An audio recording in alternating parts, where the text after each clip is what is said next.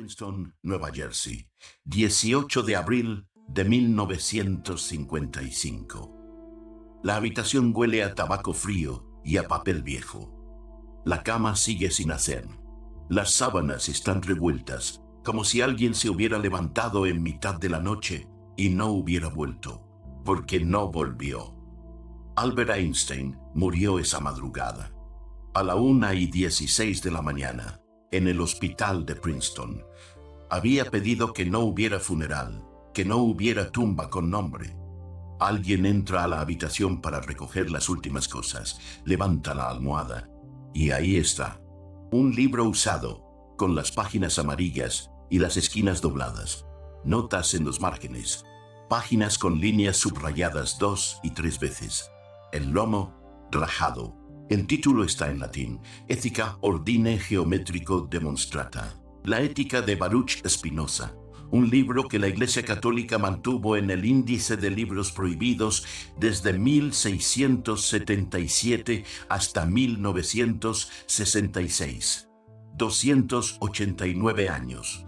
Un libro que el Estado holandés prohibió poseer, leer, distribuir, copiar y, según el decreto de junio de 1678, incluso reformular sus ideas fundamentales.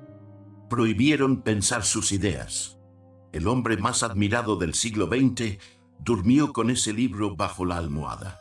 Y lo que me obsesionó cuando encontré ese dato no fue que Einstein leyera a Spinoza, fue que durmiera con él.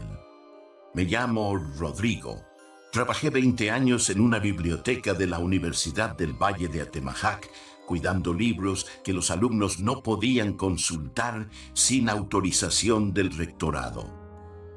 Un día me pregunté por qué no podía leerlos yo. Ese día empezó todo. Esta historia me llegó de una manera que todavía me parece absurda. Era un domingo en el mercado de libros de San Juan de Dios, aquí en Guadalajara. Estaba buscando una edición comentada del Tractatus Theologico Politicus de Spinoza que nunca conseguí encontrar. Ese domingo tampoco la encontré, pero sí una biografía de Einstein de segunda mano, con el lomo pegado con cinta y la dedicatoria de un tal Gerardo a su hijo en la primera página. 20 pesos. Me pareció bien invertido. Esa noche, casi de pasada, en una nota al pie de la página 214, encontré esta frase: Einstein dormía con un ejemplar de la Ética de Spinoza bajo la almohada en los últimos años de su vida en Princeton. Cerré el libro, me quedé mirando el techo y pensé, eso no puede ser casualidad, porque yo sabía quién era Spinoza, sabía lo que le habían hecho, sabía lo que le habían hecho a sus libros. Y entender que el hombre que mejor había comprendido el universo físico en toda la historia humana había elegido ese libro específico, ese libro prohibido, ese libro perseguido durante casi 3 siglos como compañía de cama en los últimos años de su vida. Ahí se me juntaron dos cosas que yo llevaba años guardando separadas y no pude dormir. ¿Tú qué harías si encontraras ese dato en una nota al pie de una biografía de segunda mano? Baruch Spinoza fue excomulgado por su propia comunidad en 1656, cuando tenía 23 años, con el texto de Jerem más severo que conserva la historia de la sinagoga de Ámsterdam. No especificaban de qué lo acusaban, solo que sus abominaciones horribles y sus actos monstruosos eran conocidos. Nadie firmó nada concreto. Lo expulsaron de la comunidad judía sin explicarle por qué, y le prohibieron que cualquier persona de la congregación se acercara a menos de 4 codos de su presencia. 4 codos, poco más de 1,80 m, como si sus ideas pudieran contagiarse por el aire. Murió a los 44 años, solo en La Haya, puliendo lentes ópticos para ganarse la vida. Sus únicos ingresos eran una pensión modesta de un amigo y lo que le pagaban por los lentes. Albert Einstein fue el físico más famoso del siglo XX. le ofrecieron la presidencia del Estado de Israel en 1952, un honor sin precedente. La rechazó. Dos hombres judíos, separados por 250 años, que eligieron la soledad intelectual sobre el poder institucional. Uno fue expulsado por no aceptar las condiciones de su comunidad. El otro rechazó el cargo más alto de su nación porque no quería las condiciones que traía consigo. Y uno durmió bajo la almohada con el libro prohibido del otro. Tiré del hilo y no pude parar. El 24 de abril de 1929, el rabino Herbert S. Goldstein le envió un telegrama a Einstein. Ese año, William Henry O'Connell, arzobispo de Boston, había declarado públicamente que la teoría de la relatividad era una especulación nebulosa y la aparición fantasmal del ateísmo. Un ataque directo en los periódicos. El arzobispo quería dejar claro que el físico más famoso del mundo no podía ser usado como argumento contra la fe religiosa. Goldstein quería apagar el fuego. Le escribió a Einstein para que aclarara su posición religiosa en 25 palabras o menos, como si la fe fuera algo que pudiera caber en un telegrama.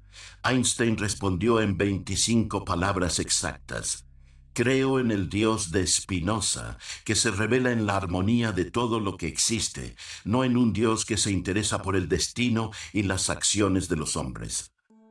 Piénsalo un momento. Un arzobispo lo ataca diciéndole que su ciencia huele a ateísmo. Un rabino le pide que aclare que no es ateo.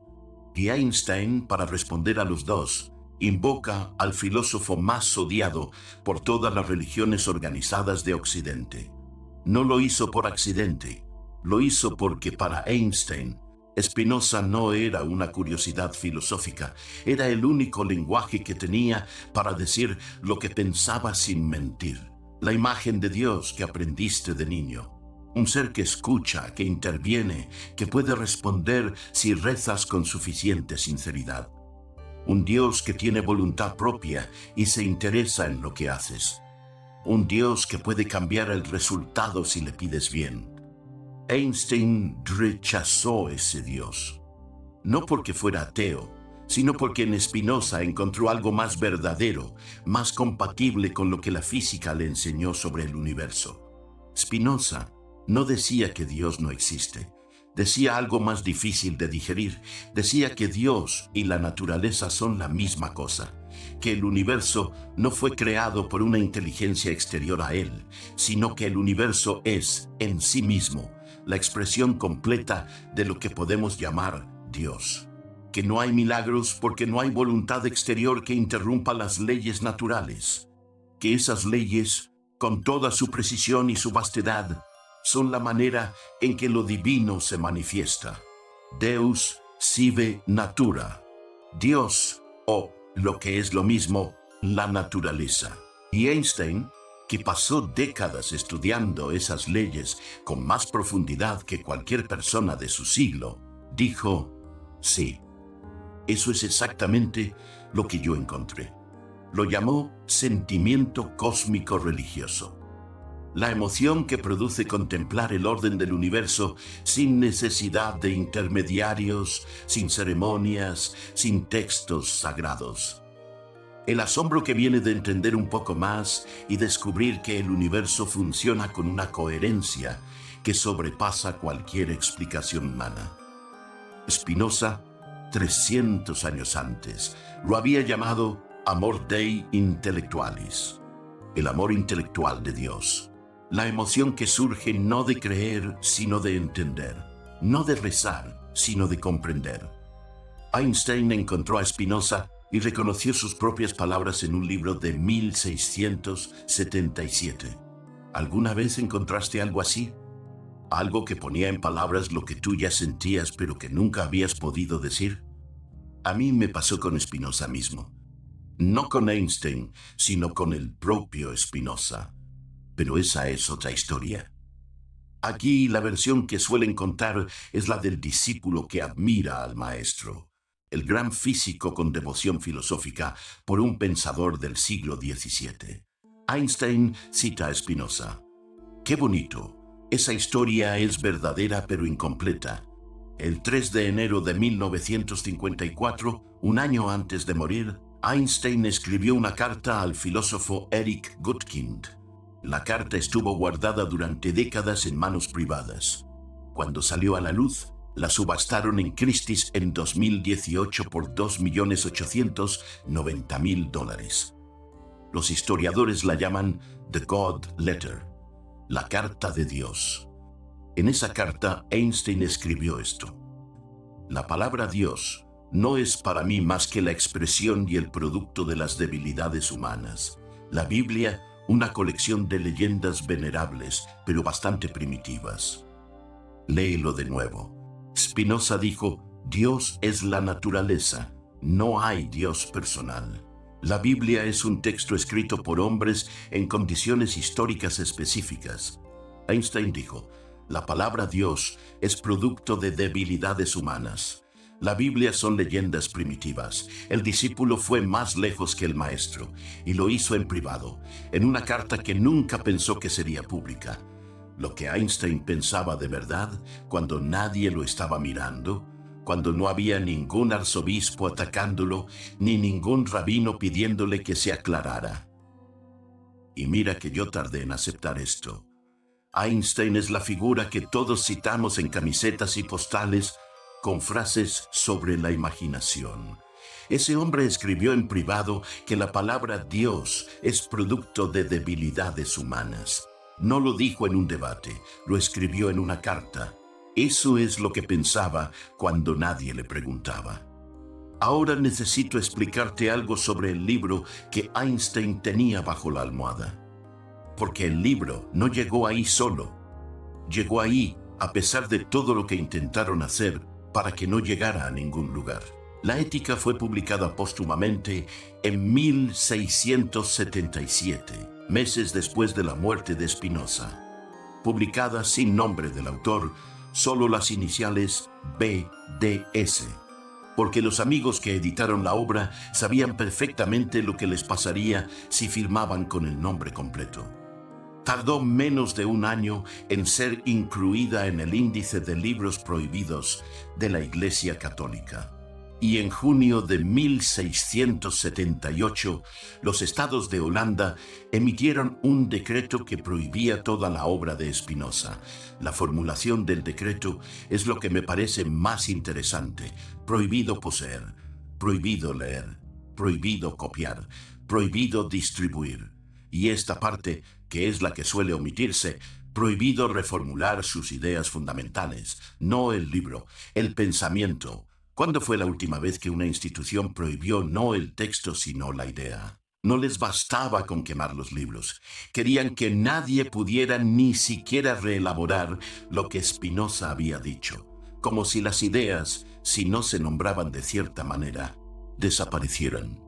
Durante más de 100 años después de la muerte de Spinoza, los filósofos europeos que lo leían lo hacían en secreto.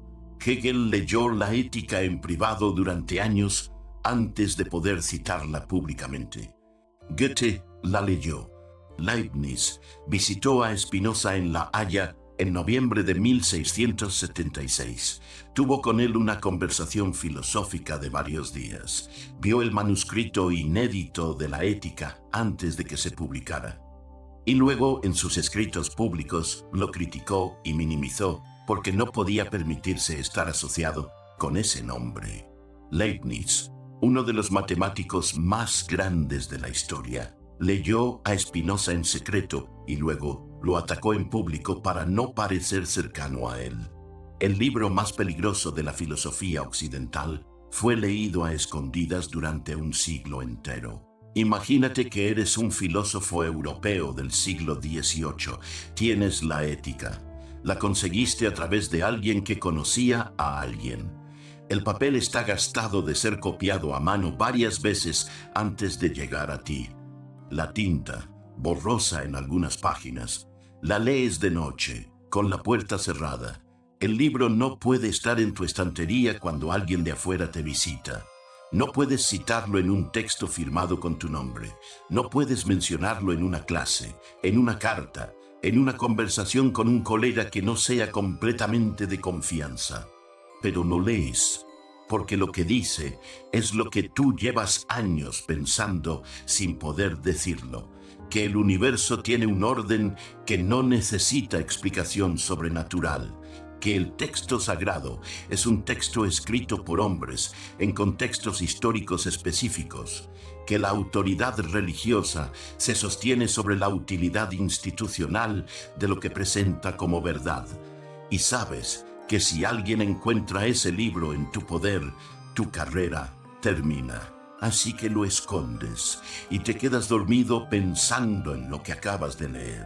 Hay un detalle biográfico que durante meses no pude sacarme de la cabeza, porque conecta a los dos hombres de una manera que va más allá de la filosofía. Spinoza rechazó la cátedra de filosofía de la Universidad de Heidelberg en 1673. El elector palatino le hizo llegar la oferta a través de su emisario, Jan Lodewijk Fabricius. Le prometían completa libertad de investigación, respeto pleno, una posición desde la que podría hablar con autoridad académica. Spinoza respondió con una carta educada. Decía que necesitaba tiempo para sus propias investigaciones, que prefería vivir de su oficio puliendo lentes antes que depender de una institución para pensar. Añadió con precisión quirúrgica: una libertad con condiciones no es libertad. Esa frase no la escribió para que la citaran. La escribió porque la pensaba. En 1952 le ofrecieron a Einstein la presidencia del Estado de Israel. Chaim Weizmann había muerto y Einstein era la figura judía más respetada del mundo. El honor más alto que el Estado podía ofrecer. Rechazó. Dijo que no tenía las cualidades personales requeridas para tratar con personas en funciones oficiales, que su salud tampoco le permitía las responsabilidades del cargo. 250 años de distancia, el mismo gesto. Yo sé que hay quien dice que Einstein rechazó por humildad. Después de leer la carta de Dios, ya no me convence esa explicación. Eligieron seguir siendo libres de pensar lo que pensaban antes que ocupar un lugar desde el que no podrían pensarlo. Y cuando Einstein durmió con la ética bajo la almohada, no estaba leyendo a un filósofo admirable del pasado. Estaba durmiendo con alguien que había elegido exactamente lo mismo que él. Si alguna vez te preguntaste si es posible tener algo que se parezca a la fe, sin que esa fe tenga que pasar por una institución que te diga cómo sentirla. Si alguna vez rezaste y al mismo tiempo sentiste que la imagen de Dios que te enseñaron de niño no alcanzaba para lo que estabas intentando decir, como si el recipiente fuera demasiado pequeño para lo que querías poner adentro. Einstein sintió exactamente eso y encontró las palabras en un libro de 1677, escrito por un hombre que murió solo, excomulgado, puliendo lentes en La Haya, convencido de que lo que había escrito era verdad, aunque nadie quisiera que lo fuera. No es que Einstein no creyera en nada, es que encontró algo que la religión de su infancia no podía contener. Y en lugar de fingir que cabía, buscó otro recipiente. Spinoza se lo había dejado preparado 300 años antes. Tengo que contarte algo sobre Spinoza que va a resultarte incómodo, no por lo que dice sobre la religión, por lo que dice sobre el poder. En el Tractatus Theologico Politicus, Spinoza escribió que las instituciones religiosas no administran la revelación, administran la interpretación de la revelación, y que hay una diferencia enorme entre las dos cosas. La revelación, si la hay, no necesita intermediarios. El universo está disponible para quien quiera contemplarlo. El orden que produce el sentimiento cósmico religioso de Einstein está ahí para cualquiera que tenga ojos para verlo, sin que ninguna institución otorgue el permiso ni establezca el formato ni cobre por el acceso. Lo que administran las instituciones es la interpretación. ¿Qué nombre darle a ese orden? ¿Cómo relacionarse con él? ¿Quién tiene autoridad para definir todo lo anterior? Y eso, dice Spinoza, no es revelación, es política. No lo dijo como insulto, lo dijo como observación, como un hombre que miró los textos sagrados con la misma precisión con que un científico mira los datos. Y lo que encontró fue que la distancia entre lo que los textos dicen y lo que las instituciones presentan como lo que los textos dicen es, en muchos casos, enorme. Einstein llegó a la misma conclusión. La carta de Dios lo dice con más dureza de la que Spinoza se permitió jamás. Que el discípulo fuera más lejos que el maestro no invalida al maestro, lo confirma. Ahora piensa en lo que significa que ese libro haya estado bajo la almohada, no en su biblioteca, no en su escritorio, donde cualquier visita lo pudiera ver y comentar, bajo la almohada, donde uno pone las cosas que necesita cerca cuando apaga la luz. Las cosas que no son decoración, ni argumento, ni credencial intelectual, sino compañía.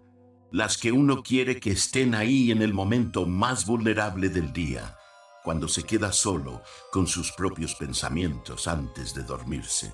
Einstein durmió con la ética de Spinoza como si fuera protección, como si el libro que la Iglesia intentó borrar del mundo durante 289 años fuera, para el hombre más inteligente del siglo XX, exactamente lo contrario de lo que la Iglesia quiso que fuera. No peligro, amparo. ¿Cuántos libros tienes tú cerca de la cama que una institución prohibió durante casi 3 siglos? La madrugada del 18 de abril de 1955, las enfermeras del hospital de Princeton, que estaban en la habitación 34, escucharon que Einstein murmuró unas palabras en alemán poco antes de morir. Ninguna de ellas entendía alemán. Nadie sabe qué dijo. Murió solo, sin sacerdote, sin ritos, sin ningún intermediario entre él y lo que viniera después. Exactamente como había vivido los últimos 20 años de su vida. Y bajo la almohada, el libro que la Iglesia Católica prohibió durante 289 años. La contradicción con la que termina esta historia es tan visible que cuesta creer que no la enseñen en ningún catecismo. La Iglesia mantuvo la ética en el índice de libros prohibidos desde 1677 hasta 1966. 289 años intentando que ese libro no llegara a manos de los creyentes. 289 años de cardenales decidiendo que ese libro era demasiado peligroso para que la gente lo leyera. Y el libro terminó bajo la almohada del hombre más admirado del siglo XX. El libro más perseguido de la filosofía occidental se convirtió en compañía de cama del físico más famoso de la historia. Y el libro que la Iglesia protegió prohibiendo la ética, la Biblia, ese libro sagrado que justificaba todas las persecuciones, terminó en las vitrinas de los museos, objeto de culto, no de lectura. Lo que la Iglesia intentó destruir se convirtió en amparo del hombre que mejor entendió el universo. Lo que la Iglesia intentó preservar terminó siendo decoración de sus propios altares. No sé qué haces tú con eso, pero yo, cada vez que paso por el mercado de San Juan de Dios y veo libros en cajas de 20 pesos con dedicatorias de personas que ya no están, me pregunto qué más hay ahí que alguien guardó durante 300 años para que llegara a las manos correctas.